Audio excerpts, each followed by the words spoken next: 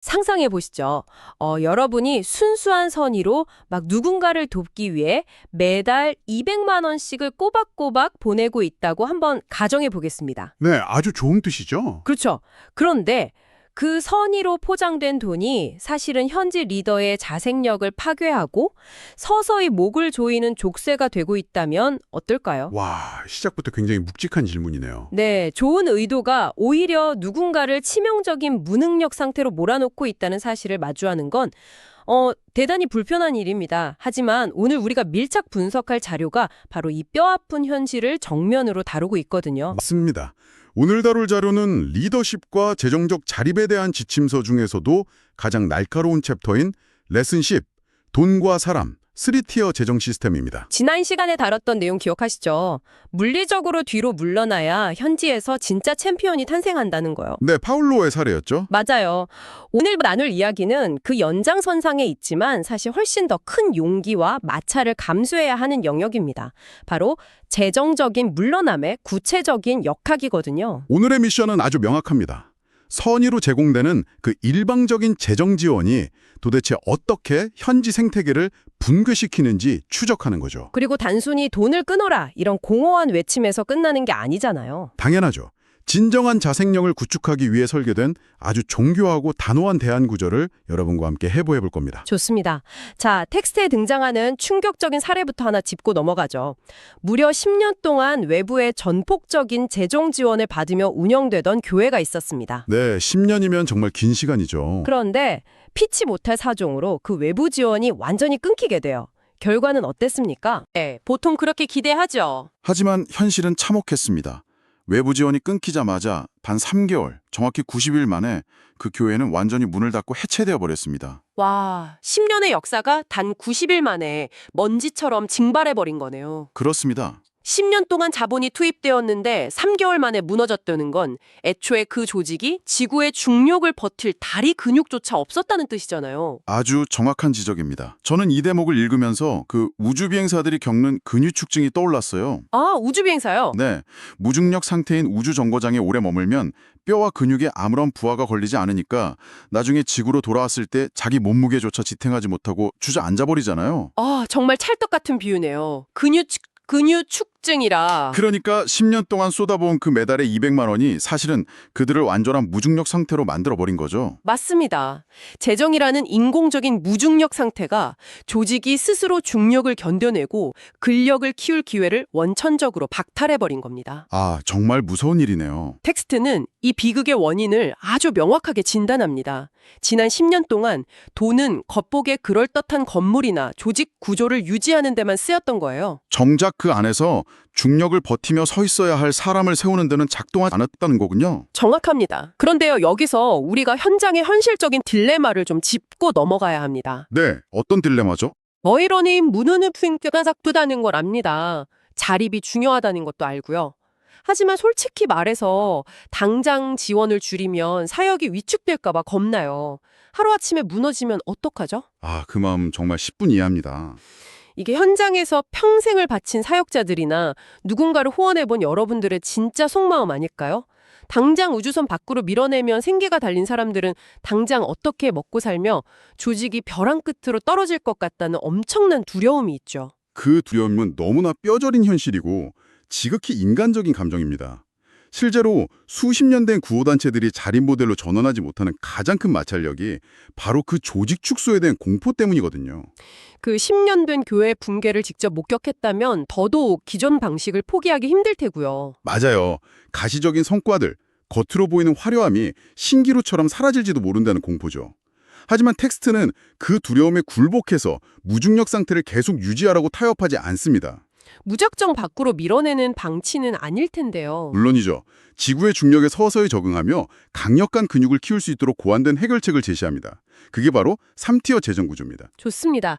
그렇다면 그 두려움을 돌파할 수 있는 구체적인 메커니즘을 한번 뜯어보죠. 네, 이 구조는 철저하게 자생력을 중심에 두고 재정을 3가지 층위로 분류합니다. 단순히 이제부터 지원 중단합니다 하고 통보하는 것과는 완전히 다른 거군요. 완전히 다르죠.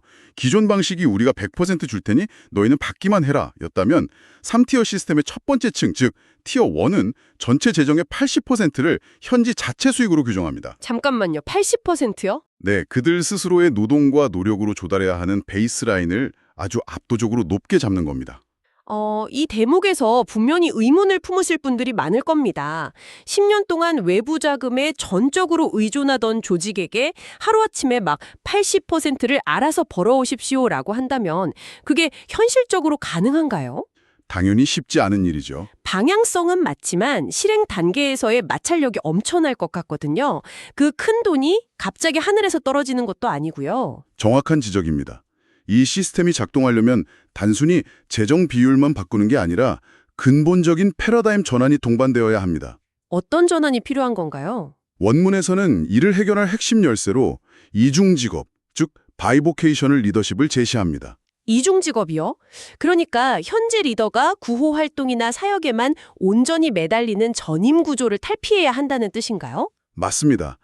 자신의 생계를 책임질 수 있는 별도의 직업이나 비즈니스를 반드시 병행해야 한다는 거죠. 아, 역사적으로 아주 유명한 예시가 하나 떠오르네요. 사도 바울 말씀하시는 거죠? 네, 맞아요. 바울이 천막을 만들며 사역을 했던 사례요. 당대 최고의 지식인이자 리더였지만 그는 언제나 스스로의 노동으로 생활비를 벌었잖아요. 완벽한 예시입니다. 그런데 현대의 많은 조직들은 훌륭한 리더라면 자신의 모든 시간과 에너지를 조직 운영에 온전히 쏟아부어야 한다고 생각하는 경향이 아주 강하잖아요. 생업을 병행하면 집중력이 분산되고 성과가 떨어질 거라고 우려하면서. 바로 거기가 우리가 가장 크게 착각하고 있는 지점입니다. 리더가 생계를 위해 경제 활동을 하는 것을 시간 낭비로 보는 시각 자체가 문제라는 거죠. 아, 그 시각 자체가 서구적 지원 모델의 산물일 수 있다는 거군요. 정확합니다. 돈으로 모든 시간을 통제하려는 발상이죠. 원문에서 이중직업을 강조하는 진짜 이유는 단순히 돈을 아끼려는 게 아닙니다. 그럼 진짜 이유가 뭔가요? 리더에게 가장 필수적인 영적, 심리적 자유를 보장하는 거에 유일한 길이기 때문입니다. 생계를 스스로 책임지는 것이 자유를 준다? 반대로 말하면 외부 지원에 전적으로 의존하는 상태는 누군가에게 목줄이 잡혀 있다는 뜻이기도 하겠네요. 바로 그겁니다. 만약 제 월급의 전부를 특정 외부 후원자가 주고 있다면 저는 무의식적으로라도 그 사람의 눈치를 엄청 보게 될 수밖에 없을 것 같아요. 사람이라면 당연한 반응이죠. 후원자가 원하는 통계나 그들이 보고 싶어하는 감동적인 사진을 만들어내기 위해 본질을 왜곡하게 될 위험도 커지고요. 맞습니다. 돈줄을 쥐고 있는 사람의 의도에 끌려다니는 순간 그건 더 이상 현지를 위한 헌신이 아니게 됩니다. 후원자의 기분을 맞춰주기 위한 일종의 서비스업으로 전락해버리는 거네요. 네, 씁쓸하지만 팩트죠.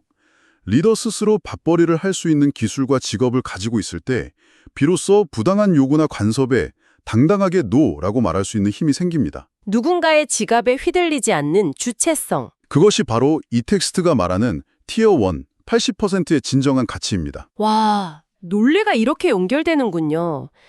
돈줄을 준 자에게 종속된 상태가 바로 200만 원의 족쇄였고 그걸 끊어내기 위해서는 스스로의 중력을 견디는 훈련이 필수적이라는 거네요. 네, 이중직업이 그 훈련의 핵심인 거고요. 좋습니다. 그렇다면 이제 다음 단계인 티어 2로 넘어가 보죠. 80%를 스스로 감당한다고 치면 나머지 20%는 어떻게 채워지는 건가요? 여기서 이 시스템의 심리적 천재성이 돋보입니다.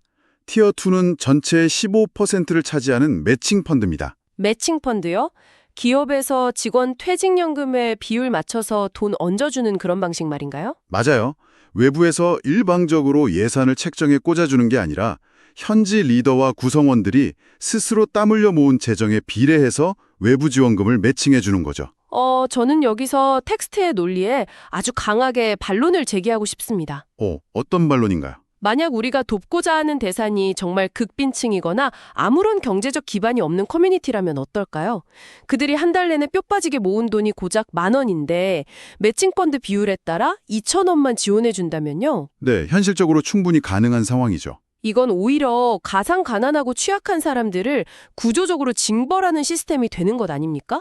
결국 여유가 있는 조직만 더 많은 지원을 챙겨가는 부익부 빈익빈을 초래할 것 같은데요? 아주 훌륭하고 날카로운 지적입니다. 실제로 현장에서 매칭 펀드를 도입하려 할 때 가장 거세게 부딪히는 윤리적 마찰이기도 하거든요. 그렇죠. 가난한 사람들에게 너무 가혹한 기업 논리라는 비판이 당장 쏟아질 텐데요. 하지만 텍스트가 왜 이런 저항을 감수하면서까지 매칭 펀드를 고집하는지 그 이면의 심리적 역학을 꿰뚫어 보셔야 합니다. 심리적 역학요? 네, 절대적인 금액의 크기가 중요한 게 아닙니다. 매칭 펀드의 핵심은 당사자가 자신의 피와 땀을 이 판에 걸고 참여하게 만드는 데 있거든요. 아, 이른바 스킨 인 더 게임이군요. 맞습니다. 기존의 100% 무상 지원 모델은 받는 사람을 완벽한 피해자나 수혜자로 규정해버립니다.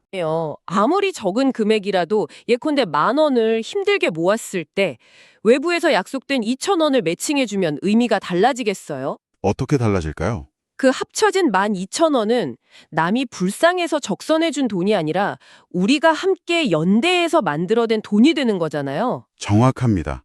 관계의 본질이 완전히 뒤집히는 겁니다. 구원자와 수혜자라는 일방적인 종속 관계에서 파트너라는 수평적 관계로 전환되는 거군요. 네, 현지 구성원들은 매칭 펀드를 통해 우리의 땀방울이 외부의 지지와 응원을 끌어당긴다는 강력한 효능감을 경험하게 됩니다. 아까 제가 지원을 줄이면 사역이 위축될까봐 겁난다고 현장의 두려움을 대변했잖아요. 네, 그러셨죠.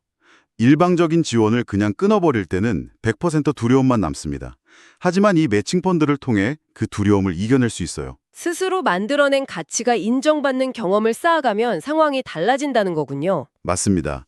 그 두려움의 자리를 맹렬한 주인의식이 대체하게 됩니다. 이 매칭 펀드가 주인의식을 고취시키는 완벽한 해결책인 셈이죠. 경제적 훈련을 가장한 멘탈리티의 훈련이네요. 내 돈과 내 땀이 섞여야 진짜 내 조직이라고 느끼게 되는 거니까요. 정확한 요약입니다. 자, 그럼 이제 마지막 퍼즐이 남았습니다. 80%의 자체 수익, 15%의 매칭 펀드, 그럼 나머지 5%인 티어3는 어디에 쓰이는 겁니까? 마지막 5%는 오직 역량 강화, 즉 사람에게 투자하는 자금입니다. 사람에게 투자한다고요? 네. 여기서 타협할 수 없는 가장 중요한 원칙은 이 5%의 돈이 건물 임대료나 조직의 운영비로 흘러들어가서는 절대 안 된다는 겁니다. 아, 유지비로 쓰면 안 되는군요. 오로지 현지 리더와 구성원들이 스스로 자생력을 갖추는 데 필요한 실질적인 무기, 예컨대 직업훈련이나 비즈니스 멘토링 같은 곳에만 투입되어야 합니다. 건물을 유지하는 데 돈을 쓰지 말고 사람의 근육을 키우는 데 집중하라는 원칙이네요. 맞습니다. 사실 수많은 후원자들이나 기관들은 눈에 떡하니 보이는 거대한 벽돌 건물 같은 가시적인 성과물에 돈을 쏟아붓고 싶어 하잖아요. 그래야 뭔가 거창한 일을 해낸 것 같고 보고서 쓰기도 좋으니까요. 네, 연말 보고서에 사진 찍어서 올리기 딱 좋죠. 바로 그 지점이 텍스트가 경고하는 가장 치명적인 함정입니다. 함정이요? 외부의 거대한 자본으로 현지 경제 수준을 훌쩍 뛰어넘는 인프라를 지어놓으면 현지인들은 평생 그 구조물을 유지하기 위해 외부 자금에 목을 매달아야 합니다. 건물이 커질수록 자립은 불가능해지는 역설에 빠지는 거군요. 결국 거대한 구조를 유지하기 위해 사람을 돈의 노예로 만들어버리는 거죠. 끔찍하네요.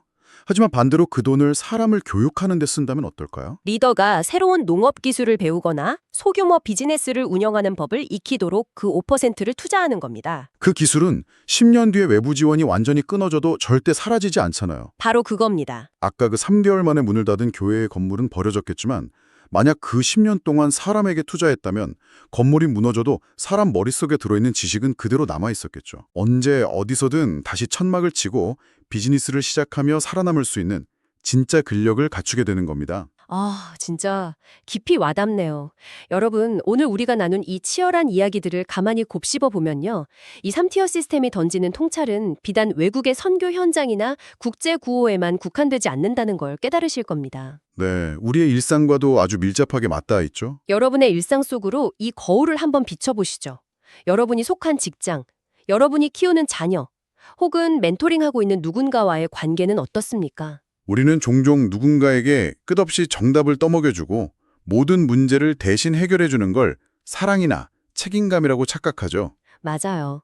하지만 어쩌면 그것은 그들이 중력을 견디며 스스로 일어설 기회를 원천적으로 빼앗는 세상에서 가장 다정하고 친절한 폭력일지도 모릅니다. 스타트업 투자에서도 마찬가지입니다. 아, 스타트업이요? 투자금이 기업의 자생적 비즈니스 모델을 검증하는 데 쓰이지 않고 번듯한 사무실을 임대하고 인력만 부풀리는 껍데기 구조를 유지하는 데 쓰인다면 어떨까요? 와, 그것도 완전히 똑같은 200만 원의 족쇄네요. 그렇죠. 우리가 누군가에게 선의로 제공하는 도움이나 자금이 혹시 그들이 스스로 땀 흘려 얻어야 할 성취감을 교묘하게 훔치고 있는 것은 아닌지 깊이 성찰해 봐야 합니다. 네, 정말 뼈아픈 성찰이 필요합니다. 원문의 아우트로에서 강조하는 이 한 문장이 오늘의 모든 논의를 관통합니다. 가장 위대한 지원은 지원을 끊었을 때 그들이 스스로 서게 만드는 것이다. 목적은 영원한 부양이 아니라 온전하고 당당한 독립이어야 하니까요. 맞습니다. 자, 여기서 오늘의 밀착 분석을 마무리하기 전에 여러분의 뇌리를 맴돌게 할 조금은 불편하고 도발적인 질문을 하나 남겨드리고 싶습니다. 어떤 질문이죠? 지금까지 우리는 내내 지원을 받는 사람들이 어떻게 무중력을 탈피해 자립해야 하는가에 집중해서 이야기했잖아요. 네, 그랬죠. 하지만 방향을 정반대로 돌려 지원을 하는 사람, 즉 우리 자신의 내면 밑바닥을 한번 들여다보시죠. 우리가 누군가에게 끊임없이 도움을 제공하며 그 족쇄를 단호하게 끊어내지 못하는 진짜 이유가 뭘까요? 글쎄요, 그들이 무너질까봐 걱정하는 마음 때문 아닐까요? 표면적으로는 그 이타심 때문이라고 생각하지만 사실은 누군가가 나를 절대적으로 필요로 한다는 그 달콤한 권력, 즉 구원자로서의 내 에고를 만족시키기 위함은 아닐까요? 와, 이거 정말 전곡을 찌르네요. 상대의 자립을 막아서라도 내가 영원히 좋은 사람, 은인으로 남고 싶은 그 이기적이고 은밀한 욕망이 우리의 헌신 뒤에 숨어 있는 것은 아닌지 스스로에게 꼭 질문해 보시길 바랍니다. 정말 묵직하고 패부를 찌르는 통찰입니다. 여러분도 이 질문에 대해 꼭 한번 깊이 생각해 보셨으면 좋겠네요. 네, 다음 시간에는 어떤 내용을 다루게 되나요? 다음 자료에서는 이처럼 구조적이고 냉철한 시스템 논의의 끝에서 마주하게 될 한 사람의 이야기, 바로 순일의 눈물겨운 여정을 쫓아가 볼 예정입니다. 순일의 여정이요. 네, 차가운 3티어 원칙과 매칭 펀드가 현장의 뜨거운 삶과 충돌했을 때 과연 어떤 기적 같은 파열음이 일어나는지 기대해 주셔도 좋습니다. 그 전에 여러분 스스로에게 이 질문도 던져보세요. 어떤 질문인가요? 당장 내일 여러분의 삶에서 가장 든든하다고 믿었던 외부의 지원이 끊긴다면 여러분은 3개월을 버틸 수 있는 사람의 기술을 가지고 계십니까? 아니면 껍데기뿐인 구조에 의존하고 계십니까? 오늘 밤잠을 설치게 만들 아주 강력한 질문이네요. 누군가의 족쇄를 풀어주는 용기, 그리고 내 안에 구원자 컴플렉스를 내려놓는 용기. 네, 자립이라는 가장 고통스럽고도 위대한 여정이죠. 이 여정을 시작하기 위해 오늘 당장 여러분의 삶에 도입해야 할 매칭 펀드는 무엇인지 치열하게 고민해 보시길 바랍니다. 오늘 저희가 준비한 밀착 분석은 여기까지입니다. 여러분의 성장에 작은 균열을 내는 시간이었기를 바랍니다. 함께해 주신 여러분 고맙습니다. 다음 시간에 뵙겠습니다.